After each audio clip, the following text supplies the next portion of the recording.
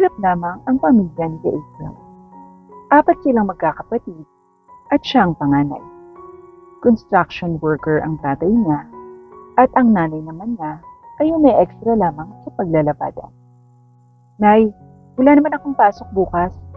Gusto niyo po, tulungan ko kayong umextra ng laba? Kila Aling Lorna? Tanong ni April kay Nanay Pasita. Anak, wag na. Dito ka na lamang sa bahay. Tingnan-tingnan mo ang mga kapatid mo at magluto ng pananghalian. Sagot naman ni Pasita. O sige po, kayo pong bahala. Kakaunti lang po bang lalabhan niyo, Nay? Kaunti lang yon. Mabilis naman ako maglaba, anak. Kaya sa hapon, masarap na ulam ang bibitin ko. Pero bukas ng tanghali, mag-noodles na muna kayo ah. May isa pa dyan sa tokador. Pakiusap ni Nanay Pasita. Okay lang po, Nay.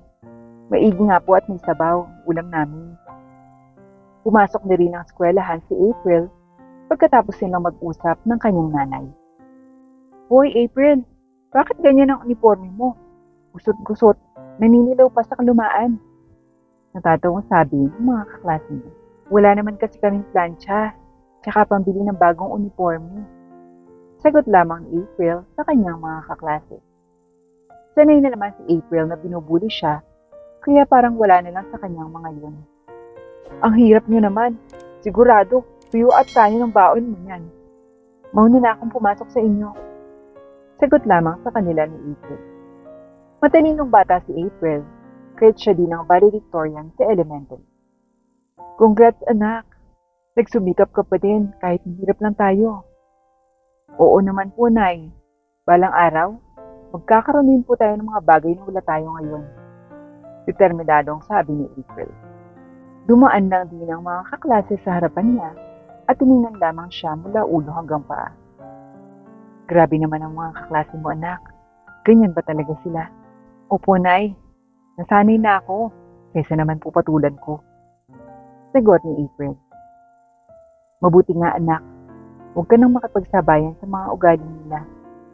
Sangbit ni Nanay Pasita. Pagkatapos graduate sa elementarya, ay nagsumikap ang kanyang nanay at tatay na maipasok siya kahit papano sa high school. Anak, ito na lang munang baunin mo. Naubos kasi kahapon yung pera natin nung nag-enroll kayong 3 magkakapatid. Paliwanag ng kanyang tatay na si Pablo. Okay lang po yan, Tay. May baon naman po akong kanin at ulam. Ipandagdag niyo na lang po sa baon ng mga kapatid ko yung 5 piso. Naku, salamat anak, at nauunawaan mo ang kalagayan natin. Sagot naman ng tatay niya. Pumasok si April sa unang araw ng klase sa high school. Unang araw na makakatikim siya ng pambuburi mula sa mga bago niyang kaklase. Okay class, magpakilala kayo dito sa harapan. Saad ng guro. Lahat ay natapos na at si April na lang ang magpapakilala. Magandang araw, ako nga pala si April, 15 taon at valedictorian noong elementary. Habang nagpapakilala, kitang-kita niyang nagbubulungan ng mga ito ng tungkol sa kanya. Bakit naman gusot-gusot ang uniforme mo at may butas pa? Tanong ng isa. Mangmang ata yan, papasok ng ganyan ang itsura. Ako, nakakaawa naman siya. Sa totoo lang, mahirap lang kami.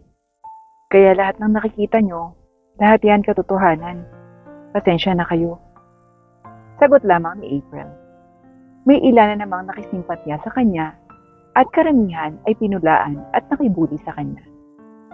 Masakit kay April na tawaging mangmang dahil sa estado lamang ng kanilang buhay. Pero hindi niya ininda yun. Sa araw na yun, bumalik siya sa kanyang upuan nang nakangiti pa rin. Pumalakpak naman ang kanilang guro matapos na magpakilala si April. Kahanga-hanga ka, April. Tama ang ginagawa at ipinapakita mo ugali sa mga taong nangungutya sa iyo. Dahil sa hirap na nararanasan mo, dapat magpatuloy kang maging matapang para maabot mo ang lahat ng mga pangarap mo. Ma'am, salamat po. Sagot naman ni April. Pagkatapos ng klase, kaagad namang umuwi si April at habang naglalakad nga, ay, "Ano ka ba, April? Naninilaw na yung uniform mo ah. Parang nung elementary mo pa yata yan." Saad ng mga nakasabay niyang kaklase sa paglalakad. "Tigilan niyo na ako. Hindi ko naman kayo inaano." Sagot lang ni April. Dahil may dumadaan din mga guro, kaya nagpa siya na rin tumigil ang mga kaklase niya. Pagdating sa bahay, doon niya ibinuhos ang sakit na nararamdaman niya. "Nay, ang sakit po. Akala ko, matatakasan ko na yung masasakit na salita nung elementarya pa lang ako. Pero hindi pala, Nay. Hanggang ngayon, mangmang pa rin ang tingin nila sa akin. Isang mahirap na walang mararating sa buhay." Naiiyak habang nagsasalita si April. "Anak, kaya mo yan. Ikaw ang pinakamatapang sa inyong lahat. Ikaw ang panganay. Kaya dapat, makita nila na matapang ka. Kaya ngayon, iiyak mo lang lahat yan para mabawasan yung bigat na nararamdaman mo, anak. Nay, salamat po ha. Palagi kayong nandyan para makinig sa nararamdaman ko. Kaya ko naman pong ipakita na masaya at matapang ako. Kaya lang po, sa kabilang sulok ng puso ko, may kirot po talaga. Pasensya na po. Anak, okay lang yan. Nanay mo ko. Kaya palagi ako may oras para makinig at namayan ka. Lalo na sa lahat ng problema mo. Pasensya ka na din, anak, kung lumaki kayong mahirap. Patuloy naman kami nagsusumikap, anak. Hindi lang talaga sumasapat para sa ating pamilya. Nay, hindi ko naman po kayo sinisisi kung bakit mahirap lang tayo. Ang sa akin lang po, hindi ko maintindihan kung bakit may mga tao mapanghusga. Dahil mahirap na nga po, lalo pa nilang pinapahirap. Kaya anak, mag-aral kang mabuti. Kahit anong mangyari, igagapang namin ang tatay mong pag-aaral mo. Paniniguro ng kanyang ina. Opo, Nay. Pangako ko po sa inyo ni tatay na mag-aaral po ako ng mabuti. Balang araw, yayaman din po tayo. Determinadong sabi ni April. Hindi naging madali ang buhay ni April bilang estudyante sa high school. Nandiyan ang paulit-ulit na pagtawag sa kanya ng mambang, mahirap at walang mararating sa buhay. Ngunit sa lahat ng iyon, nanatili siyang kalmado at tahimik at naabot ang kanyang kagustuhang makatapos ng high school. Nay, eto na, tapos na ako sa high school. Maligayang sabi ni April sa kanyang mga magulang. Congrats, anak. Naiiyak ako kasi eto, nakatapos ka na ng high school.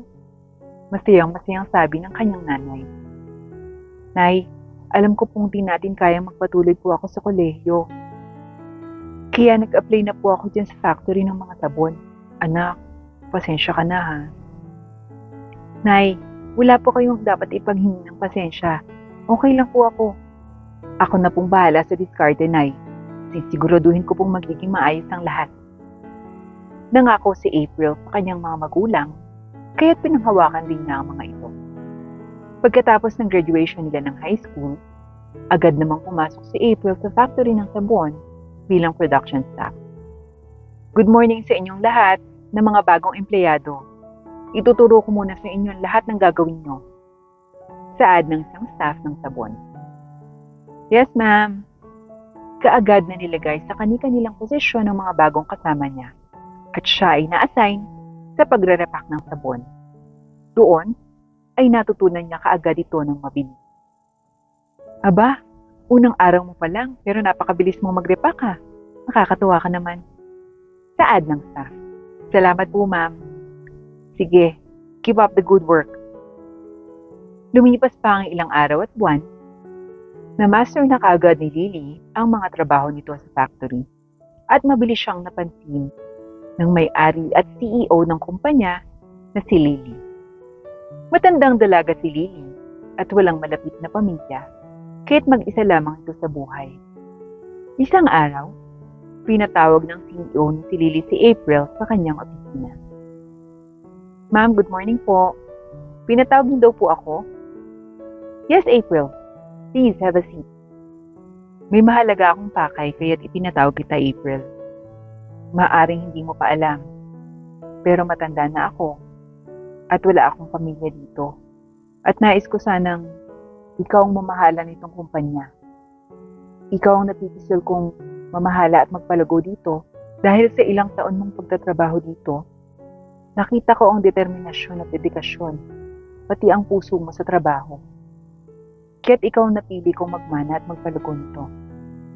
Ma'am Lily, maraming salamat po sa pagtitiwala at pag-appreciate sa mga nagawa ko sa kumpanya. Sa totoo lang po, dito ko nakilala ang mga tao at natutunan ng mga bagay na hindi ko pa alam. Dito ko nabuo ang sarili ko. Nakita ko ang purpose ko sa buhay. Di ko pinangarap ang trabahong ito. Pero ito ang dumating.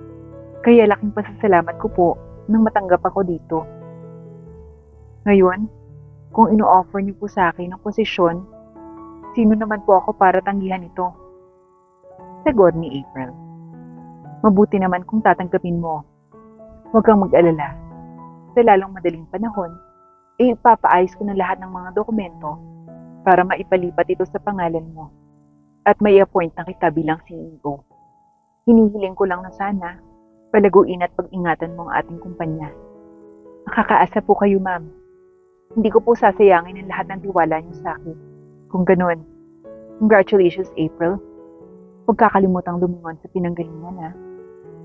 Habilin nito.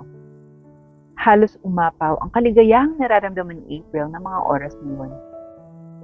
Kaya't masaya niya itong ibinalita sa kanyang mga magulang. Nay, Tay, sa akin po itinamana ni Madam CEO Lily ang kumpanya dahil nais daw niyang magpahinga at matanda na siya. At ako po ang napili niya dahil sa determinasyon ko daw po sa trabaho. Naku anak, magandang balita nga yan. Ang ibig sabihin, talagang ginalingan at sinipagan mo kaya naman nakita ka niya. Masayang-masaya nga po ako, Nay, Tay. Nagbunga na rin po ang lahat ng pinaghirapan ko. Pagpasok niya kinabukasan, nagtinginan sa kanya ang lahat ng empleyado. Bagay na ipinagtataka naman ni April. Good morning, Ma'am April. Bati ng staff. Good morning din. Ano nga palang meron? Nagtataka ang tanong niya. Good morning, April. You are now the owner and the CEO of this company, Beauty Cosmetics. J&K, now yours. Saad naman ni CEO Lily. Ma'am, thank you po. Agad-agad naman po ito. Nakakaiyak po talaga, ma'am. Do your job well, Ma'am April. Natatawang saad naman ni CEO Lily sa kanya.